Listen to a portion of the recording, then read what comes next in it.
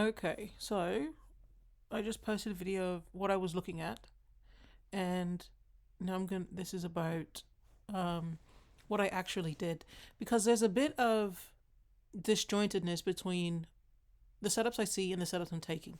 So I got into Spy early morning off of this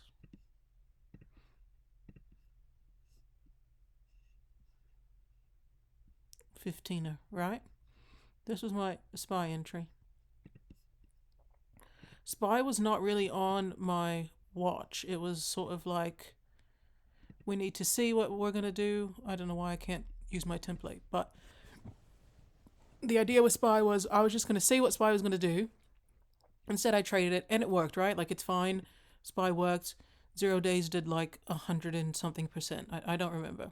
So that was fine. Took it to ADR. Got out on a fiver. Okay, I guess I can go through it. So this dotted line, since it won't let me do my templates, this was my entry, and my exit was here.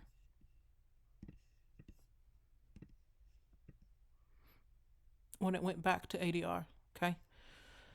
So that was Spy. Fine. It's just like when I'm doing things like this, I'm also not as locked in on the trades that I actually want to take. I also took. What did I took a loss, but now I can't remember what ticker it was. Um, Let me go back and look. I also traded Nvidia up and made a few hiccup mistakes. How do I see my history? Okay.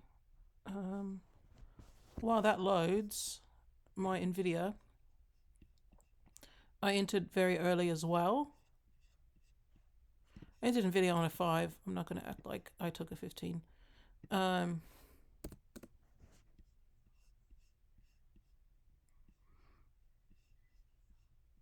I saw Nvidia flip the day. So this is what I saw. And this is actually what I think Just Mike, it's his screen name. This is what he's been talking about sometimes too. But what I saw on Nvidia was the continuity change, right? So it went below this, it triggered the day down, and then immediately flipped green. So now I'm looking for outside day automatically. And so I played that continuity, and then I added on a 5. The continuity, by that I mean I played the continuity change from red to green, and then I added on this 3-2. Not the best add, but at that point it was fine. Contracts did okay all the way up to ADR, but I held, right, because I'm looking for outside day. And then on this fiver was another add. The thing about getting in at right at open is sometimes the contracts are so juiced that your gains are less realized. So this is really an ideal entry, because when I added here, it was actually for a different price than when I entered down here, for a lesser price. I can't remember what the price was, but I remember that. And I know that, so that's a bit annoying. But anyway, it went all the way up to outside day. What I didn't do, you can see, is I didn't mark my outside day. So it hit outside day and I didn't realize, right? So what that turned into was it went outside day, and that's also my target, right? Like, and this is why I need to be paying attention, right? You see my dotted lines, right? It hit my target, which is also outside day, and I didn't get out. That's the opportune time to get out of my trade. Like, there's really no reason to be holding on. Because look, and I'm really saying this to myself, like, I know this, and I need to actually trade this way. This situation should not have happened to me. This drop down, I shouldn't have had to hold through that. It hit the target, take some profit, hold a runner, and then you can sort of just keep trading and play along. So not taking profit there was like really upsetting, I guess is the word. It's just like silly mistakes. And now I'm looking at what else I traded, because I know I took a loss this morning. But I can't remember on what exactly. Today is the 12th. Palantir. So Palantir was not on my watch, right? But what I saw was this.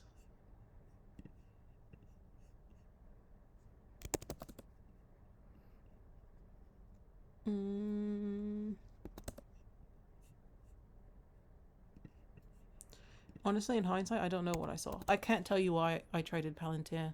I can't tell you when I got in or why. This was a shit trade. The day's inside. There's no reason to trade it. There's really no reason. And looking at it with, I guess, fresh eyes, I don't know why I traded this ticker. Was there a 30? No reason. So that happened. I was long, but again, no good reason to trade Palantir. So took a loss on that. And then I also traded Tesla. That wasn't the best Palantir explanation, but I just couldn't. I don't know why I did that.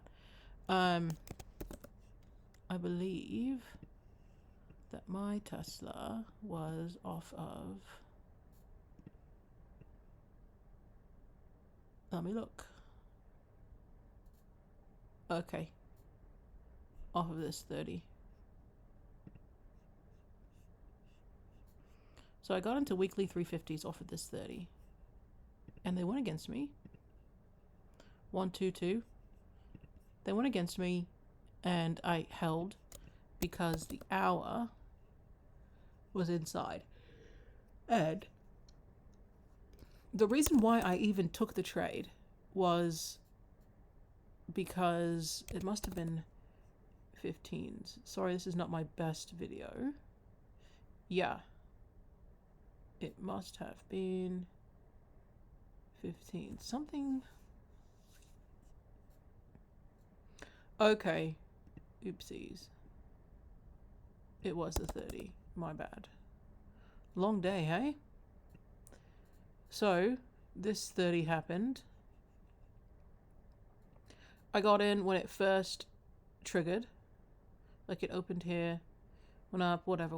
Got in, went against me, and then it shot up, right?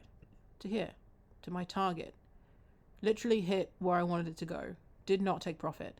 So, now I need to like readjust my execution because I'm in the right trade, I'm in the right spot, and for some reason just today, I know I was distracted today, but like regardless, like I should still be taking money at my targets. So that happens. And my favorite thing happened, right? Like it paid one way and it literally was telling me, hey, I'm going to pay you the other way. Look at this 30-minute shooter. There should be no question. This is a short. This happens, and on the hour this happens. An hour shooter. Like not shorting this is actually insane. It's going back down below the Browning formation. Like first target obviously is low of day, and then it just kept going. So I missed that, and I lost money on this drawback for just like not paying attention, right? That's the whole take money at your targets and tighten stops at your targets and all of that. I did not do that, and I paid the price. So that was most of my day. I'm trying to think what else I traded. Oh, I traded SMCI, but I got into next week contracts because I just don't trust it right now. It looks pretty interesting. So I want this to stay inside week, and then I want the inside week to trigger and for us to start taking out this. Boom, boom, boom. So I got into $50 calls for next week. But it just, it didn't go my way fast enough. So I got out of those at break even. No, I got out of those with like a $2 gain. I can't remember how much percentage it was. But there's that. Tomorrow could be a great setup for SMCI. Fail 2 down, just triggers. That would likely take that week, but we'll just have to see how we go. But really, I'm going to start making these videos so I can watch back. Like in the morning, I spoke about AMD. I spoke about this 3-2, about it triggering. about it filling the gap and everything. And I didn't take that trade. And so this is to help me sort of be better about what I'm looking at, why I'm looking at it, and actually execute the things that I'm watching.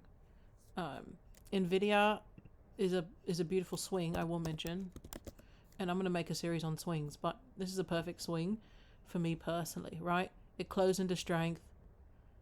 Now we just need a 3-2 tomorrow. Obviously, all-time highs is the ultimate target for now, and then I guess all-time highs is a major target, and the ultimate would be the top of this rolling formation, but we'll see. Anyway, that's what I did today. Fumbled a bit,